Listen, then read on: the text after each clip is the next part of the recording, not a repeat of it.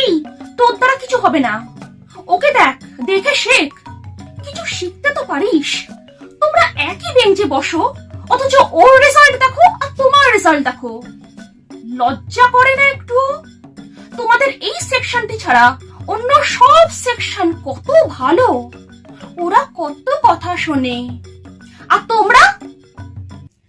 ক্লাসে যখন পড়ানো হচ্ছিল তখন মনটা কোন দিকে ছিল? আরে, এই সামান্য জিনিসও জানো না? একটা 2 বছরের বাচ্চাও পেরে যাবে এটা। কি চেনা চেনা লাগছে এই কথাগুলো? এই কথাগুলো কম বেশি আমাদের অনেককেই শুনতে হয় টিচারদের কাছ থেকে, তাই নয় কি? আজকের এই গল্পটাও কিন্তু টিচার আর স্টুডেন্ট কেন্দ্রিক। হ্যালো, আমি তোমাদের গল্প বলা কমলিকা। আজকে তোমাদের সত্যজিৎ রায়ের একটি গল্প বলবো, প্রসন্ন স্যার। তো চলো শুরু করা যাক।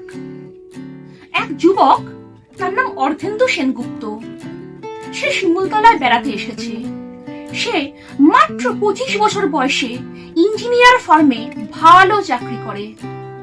এখানে এসেই তার ছোটবেলা স্কুলের মাস্টার নাম প্রসন্ন চক্রবর্তী, তার সাথে দেখা হয় এবং প্রসন্ন স্যারকে সে প্রণামও করে। এই প্রসন্ন স্যার তার ছাত্রদের সব অনুযায়ী তাদের নাম ধরে ডাকতেন। যেমন ক্লাসের সব থেকে ভালো ছেলে, যার নাম কিরণ বিশ্বাস, তাকে স্যার ডাকতেন সানশাইন বলে। আর একে মানে যার নাম অর্ধেন্দু সেনগুপ্ত, তাকে ডাকতেন মাকাল ফল বলে। মাকাল ফল বাইরে থেকে দেখতে টুকটুকে লাল, কিন্তু ভেতরটা অখাদ্য। এই অর্ধেন্দু সুশ্রী, কিন্তু লেখাপড়ার দিক থেকে ছিল মাঝারি, তাই তাকে স্যার এই নামে ডাকতেন। কিন্তু আজ এই এত বছর পরেও স্যার তাকে মাকাল ফল বলে ডাকতে ভুললেন না। বললেন, কিরে মাকাল ফল, চাকরি বাকরি কিছু পেলি নাকি শুধু ফ্যাফাগিরি? এই এত বছর পরে দেখা হওয়া সত্ত্বেও কি সুন্দর কথাবার্তা স্যারের। অর্ধেন্দু কিন্তু তার চাকরির কথাটা বলল না, বলল, এই মোটামুটি একটা পেয়েছি আর কি। আসলে অর্ধেন্দু ইচ্ছা করেই তার চাকরির কথাটা চেপে যায়, যেন স্যারের নিজের ধারণাটা বজায় থাকে। স্যার তাকে মাকাল ফল বলে ডাকতেন। মাকাল ফল আর কি করে ভালো চাকরি পায়? এর পরের দিন প্রসন্ন স্যারের সঙ্গে কিরণ বিশ্বাসের দেখা হয় বাজারে। কিরণ বিশ্বাস, যাকে স্যার সানশাইন বলে ডাকতেন, লেখাপড়ায় ভালো ছিল বলে। স্যারের ধারণা কিরণ বিশ্বাস নিশ্চয়ই কোনো ভালো চাকরি করে। কিরণ স্যারকে দিব্যি বানিয়ে বানিয়ে মিথ্যে কথা বলে দেয় যে সে নাকি একটা ইঞ্জিনিয়ারিং ফার্মে ভালো চাকরি করে। আসলে কিন্তু তা নয়।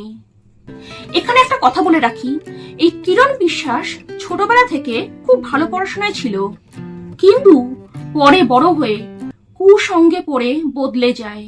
তার রেজাল্টও খারাপ হতে থাকে, রেসের মাঠে পয়সা ওড়াতে থাকে, কোনো চাকরিও পায় না। কিন্তু এসব কথা প্রসন্ন স্যার জানেন না। এবার হয়েছে কি, প্রসন্ন স্যারের নিজের ছেলে কিন্তু কিছু চাকরি পায়নি, তাই স্যার কিরণকে বলেন কোনো চাকরির ব্যবস্থা করে দিতে। কিরণ গিয়ে কথাটা আবার অর্ধেন্দুকে বলে।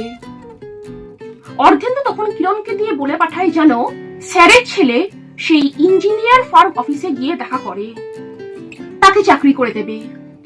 কিন্তু এইসব অর্ধেন্দু বাবু করবে কিরণ বাবুর নামে, অর্থাৎ প্রসন্ন স্যার জানবেন যে তার ছেলেকে চাকরি করে দিয়েছে তার সানশাইন। পরদিন প্রসন্ন স্যার অর্ধেন্দুকে ডেকে বলেন, সানশাইন আমার ছেলেকে একটা চাকরি করে দেবে বলেছে, কিন্তু আমি তোকে বলিনি, কারণ জানি তোর দ্বারা কিচ্ছু হবে না। অর্ধেন্দু তার উত্তরে বলে, আপনি ঠিক লোককেই বলেছেন স্যার, আপনার নামকরণের কোনো তুলনা নেই। কেমন লাগলো এই গল্পটা তোমাদের? জানাতে কিন্তু ভুলো না।